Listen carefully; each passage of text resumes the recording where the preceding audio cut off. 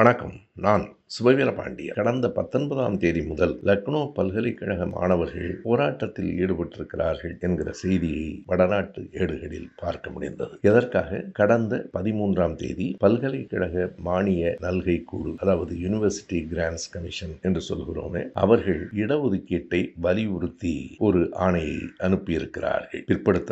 மிகவும் பிற்படுத்தப்பட்ட பட்டியலின பழங்குடி மக்கள் எல்லோருக்கும் அவர்களின் சாதி அடிப்படையிலும் இடஒதுக்கீடு தர வேண்டும் என்று. அதனை எதிர்த்து தான் மாணவர்கள் லக்னோவில், இந்தூரில், தில்லியில் போராட்டத்தில் ஈடுபட்டிருக்கிறார்கள். இவர்கள் யார் என்றால், மண்டல் அறிக்கையை எதிர்த்து போராடிய அதே அவார்டினுடைய வாரிசுகள் தான். இதனை அமைச்சராக இருக்கிற தர்மேந்திர பிரதான் ஆதரித்திருக்கிறார். மாணவர்களின் போராட்டத்திற்கு நியாயம் செய்யப்படும் என்கிறார். ஆனால் அதனையும் தாண்டி உத்தரப்பிரதேசத்தினுடைய பாரதிய ஜனதா கட்சியின் மண்டல செயலாளராக இருக்கிற அங்கிட் திவாரி உட்பட 11 கட்சி பொறுப்பாளர்கள் தங்கள் பதவியை விட்டு விலகி இருக்கிறார்கள். போராட்டம் இன்னும் பெரிதாக இருக்கும் என்று வேறு மிரட்டியிருக்கிறார்கள். இந்தி பேசும் மாநிலங்களுக்கும் தமிழ்நாட்டிற்குமான அடிப்படை வேறுபாடு என்ன? தமிழ்நாடு இடஒதுக்கீட்டை ஆதரித்து போராடும், வடநாடு எதிர்த்து போராடும்.